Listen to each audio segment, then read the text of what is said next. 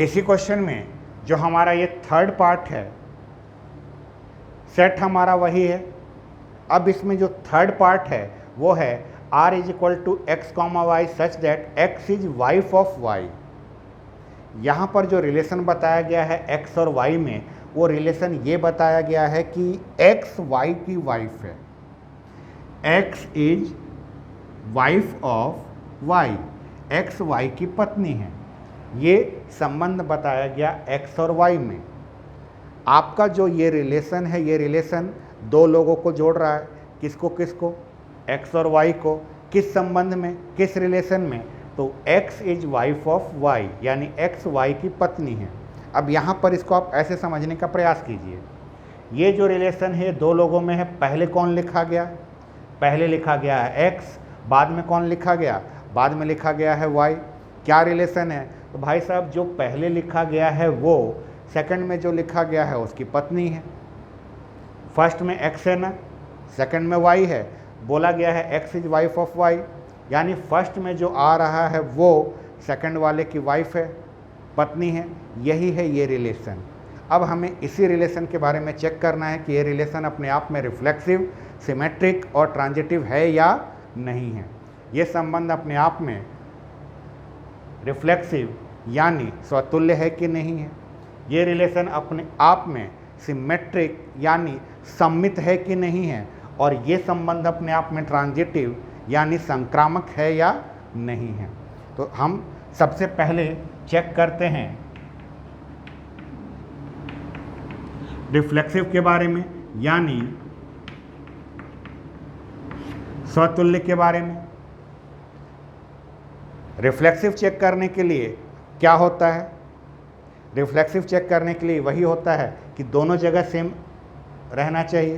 कैसे, लेट माना x belongs to ए क्या था, ए जो था हमारा लोगों का एक समूह है, लोगों का एक सेट है, उसमें से हमने किसी भी एक आदमी को ले लिया। अब हमें ये चेक करना है कि क्या x कॉमा x r को बिलोंग करेगा। अगर x कॉमा x r को बिलोंग कर गया तो हम कहेंगे कि ये रिफ्लेक्सिव है, स्वतुल्य है। अब सोचिए, आपका जो रिलेशन है वो रिलेशन आपका क्या है, आपका रिलेशन ये कहता है कि जो फर्स्ट में लिखा गया है ये सेकंड में लिखे गए की वाइफ है। यहाँ पर देखिए दोनों तो सेम लिखा हुआ है, तो क्या आप ये बोल सकते हैं कि फर्स्ट में जो लिखा गया है ये सेकंड वाले की वाइफ है। अरे जो आदमी यहाँ पर है वही तो यहाँ पर हुई है। कोई आदमी खुद का वाइफ हो सकता है, कोई व्यक्ति खुद का वाइफ हो सकता है क्या, नहीं हो सकता। आप इसको ऐसे भी समझने का प्रयास कीजिए कि ए जो है वो तो सेट है, किसका सेट है, लोगों का।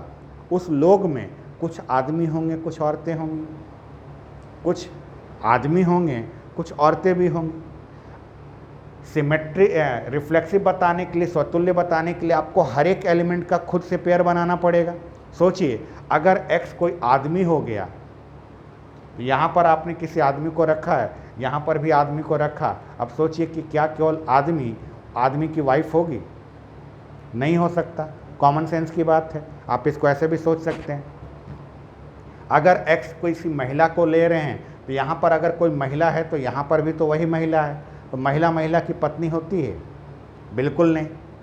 तो ये x कॉमा x जो है आपका r में शामिल नहीं है। x कॉमा x अगर r में शामिल नहीं है तो हम कहेंगे कि ये रिफ्लेक्सिव नहीं है। अगर आप इसका रीजन लिखना चाहें तो लिखिए, because nobody is wife of himself or herself। x जो है क्या है, a में से आपने a में से किसी अवयव को लिया है। a क्या था, a लोगों का समूह था, तो लोगों के समूह में से जब आप x को लेंगे तो x या तो कोई आदमी को ले रहे होंगे या किसी औरत को ले रहे होंगे। तो कोई भी व्यक्ति अपने खुद से जब रिलेशन में देखेंगे तो क्या खुद से वाइफ बोलेंगे, नहीं। हिंदी में अगर इसको लिखना चाहें, कोई भी व्यक्ति अपने आप से स्वयं में अपनी पत्नी नहीं हो सकता, इसलिए ये रिलेशन रिफ्लेक्सिव नहीं है, ये स्वतुल्य संबंध नहीं है। यहाँ पर एक और लाइन लिख लेंगे, hence this relation is not reflexive, अतः यह संबंध स्वतुल्य संबंध नहीं है। ये तो हो गई रिफ्लेक्सिव के बारे में। अब हम बात करते हैं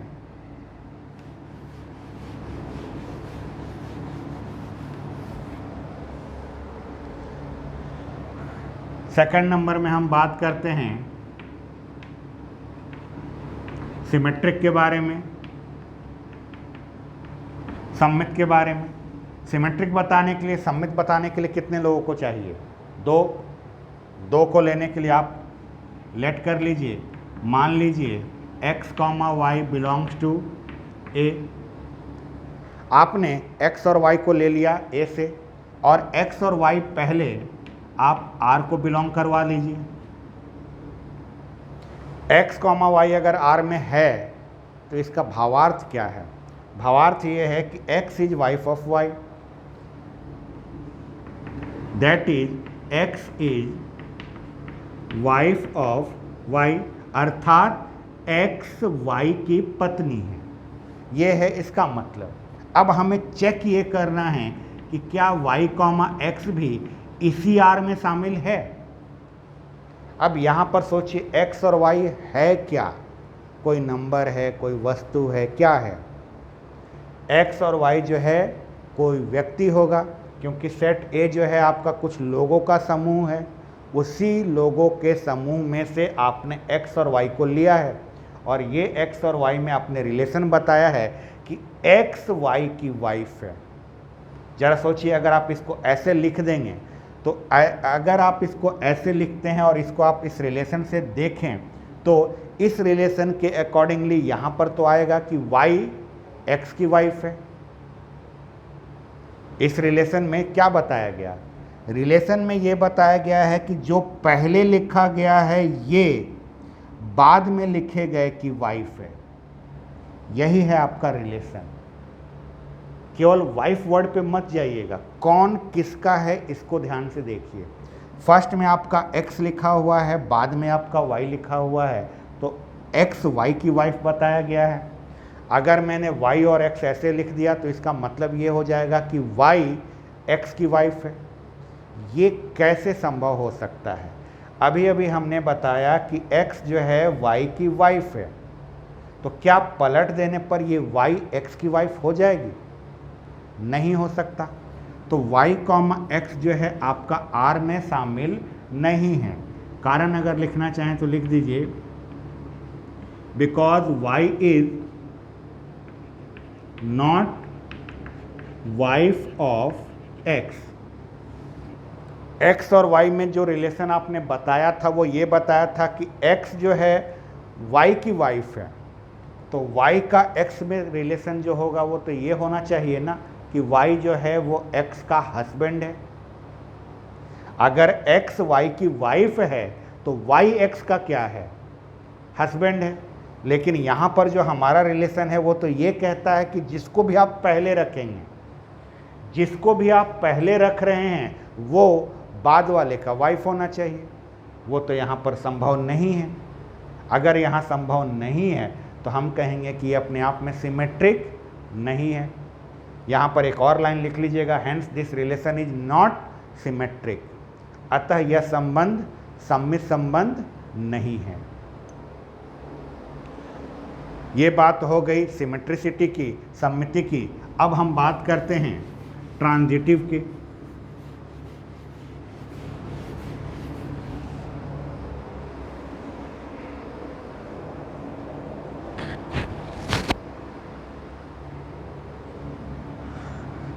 थर्ड नंबर पे हम बात कर रहे हैं ट्रांजिटिव रिलेशन की। संक्रामक संबंध की बात हम करते हैं। संक्रामक के लिए कितने एलिमेंट्स चाहिए? 3। लेट कर लीजिए, लेट माना x, y, z belongs to a। Set तो आपका a ही है, और a क्या है? लोगों का समूह है, उस लोगों के समूह में से आपने कितने लोगों को ले लिया? 3 लोगों को ले लिया।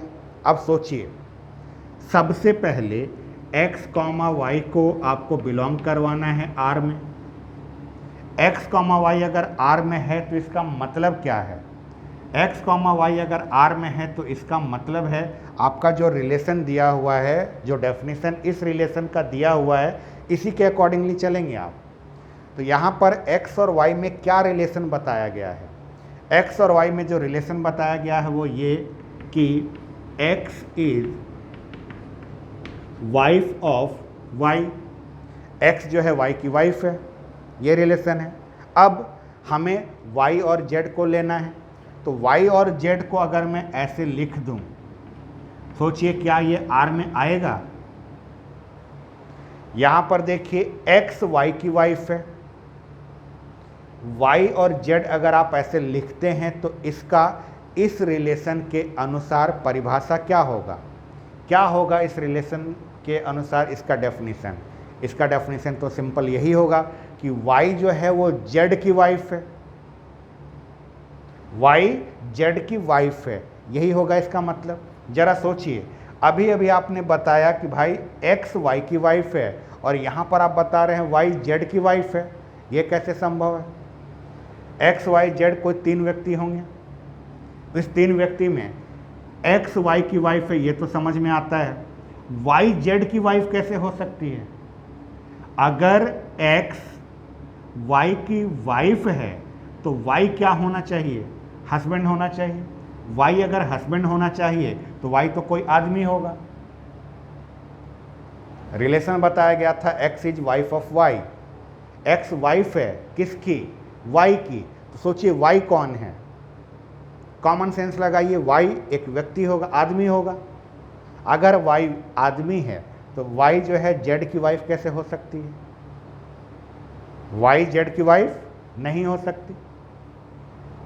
तो यहां पर हम बोलेंगे कि y, z जो है यही R में बिलोंग नहीं करता। अब x, y तो R में बिलोंग किया, लेकिन y, z ही R में बिलोंग नहीं किया, तो इसके आगे x, z तक जाने की हमें ज़रूरत ही नहीं पड़ेगी। x, z तक तो हम तब पहुँचें जब ये भी R में रहे और ये भी R में रहे। यहाँ पर ये तो R में आ रहा है क्योंकि हमारा रिलेशन ऐसा डिफाइन किया हुआ है, रिलेशन में वाइफ का नाम लिया हुआ है। अगर x y की वाइफ है तो क्या y z की वाइफ हो सकती है? बिल्कुल भी नहीं, क्योंकि y तो यहाँ पर आदमी हो गया ना कोई। अगर ये आदमी है तो आदमी किसी और का वाइफ कैसे हो सकता है?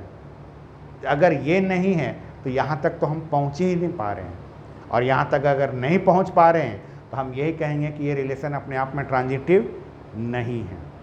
ट्रांजिटिव होने के लिए स्टार्टिंग के ये 2 पहले आपके R में होने चाहिए थे, तब आपका तीसरा नंबर आता, लेकिन वो तो यहीं पर ख़त्म हो गया कि यही R में शामिल नहीं है, तो हमें आगे जाने की आवश्यकता नहीं है।